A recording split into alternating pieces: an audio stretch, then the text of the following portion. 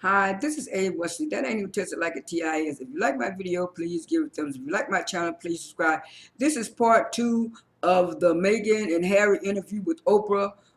As I just left off, Meghan said when Oprah was interviewing her by herself that things got worse after they got married, with all this media scrutiny, where every time she would go to an event or do something, she wasn't curtsy right, or she wasn't doing this right, or she wasn't doing that right. And she said all that, all that negativity will get to you after a while. She said even though the royal family and the palace, they took her, like she said earlier, they took all of her stuff and they told her not to read the news in the newspaper. And she said even though she didn't read the news in the newspaper, she had her friends and her family call her saying, Meghan, what's going on? They're saying you did this and they're saying you're doing that. And like she said, they kept stuff from her and she didn't know and she couldn't say anything, and all she could do was tell her friends, they're going to protect me. They say they're going to protect me. And they finally had to let her know, no, Meghan, they're not protecting you. And she, like she said, she believed them because they said they were going to protect her, and they didn't protect her. And like she said, she realized that they were not going to protect her with that situation with Kate, when she said they had let the lie go on and go on. And she said the lie was still going on 2 or 3 months after the incident had happened. And she was thinking everything was over with, because the girl sent her flowers and apologized and stuff. And people were still ragging on her behind a lie and falsehood. And she said that's when she realized that that royal family was not going to protect her at all. And she was not able to say anything to anyone about anything, because she had to go by their rules and regulations and stuff like that. And so that was kind of hard on her, going through all that stuff. And then like she told Oprah, it seems like they wouldn't let up. And she said it seems like they even got worse when they found out she was pregnant with Archie and stuff like that. And so Oprah was telling her that that was a hard thing to be going through while you're pregnant and stuff like that. And she was saying, yeah, they still had to go to all those royal events while she was pregnant. And I don't know if it was a fraudulent slip or what, but when Meghan came out and told Oprah that it was a conversation that went on behind closed doors with the royal family about Archie's skin color and how dark he would be. Oprah said, hold up, wait a minute. What? Did I hear that right? And she said, yeah. And she said, well, who told you that? She said, well, it was told through Harry.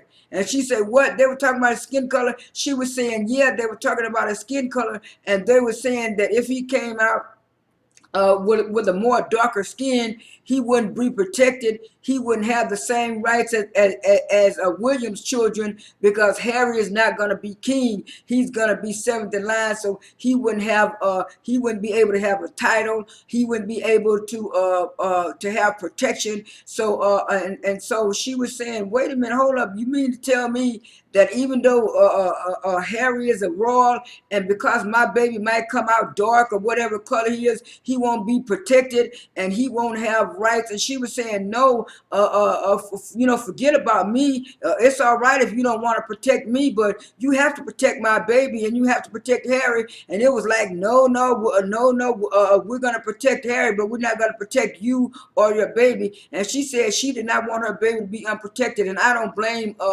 Meghan. There's so many crazy people and so many things out here. And then she had, like she said, that event that they went to, that everybody was talking about her, and Harry looked so pretty in her in that black dress. She said people just didn't know that she had just told Harry hours before that she didn't want to go to that event, and he really didn't want to go to that event. But she told Harry that if she didn't go to that event with him, she was going to wind up killing herself, because she had those suicidal thoughts, because she couldn't go anywhere. And like she said, she thought that because the UK people liked her and stuff like that it was okay for her to do all those events with Harry, with all those events with Harry and stuff. But then she said the royal family and the institution told her maybe she should be 50% of herself, and she said, "What do you mean 50% of myself? Maybe you need to lay low for a while and not go to too many events and stuff." And she said she told that person, "I already been in the house 2 or 3 months, and you're talking about I'm popular. I haven't even been anywhere. I've been in the house." And so it was like they had this jealousy streak of them, just like they did with Diana. They didn't want Meghan and Harry to come too popular to take over William and Kate. William and Kate are dull and boring. I mean, even when Meghan and Harry came to the United States and they hadn't done anything in a while because of the pandemic, they kept trying to push them out there. Then when people didn't accept them, then they tried to push Prince Charles and Camilla out there and all those people. I'm sorry, those people are not interested to people in the United States. I don't even think they're even interested to people in the UK. But anyway, that was so heartbreaking and shocking to hear that.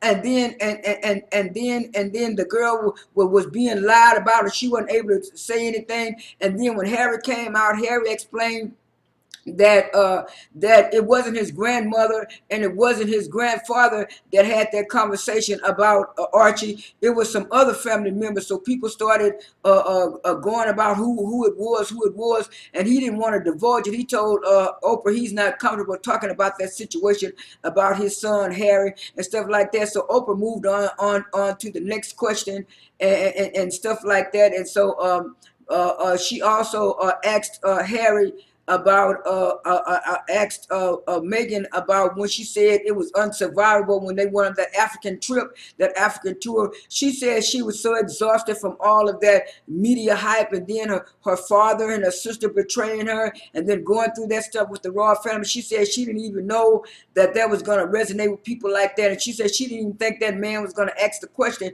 And when he asked the question, she said she was so exhausted she didn't know what she was saying.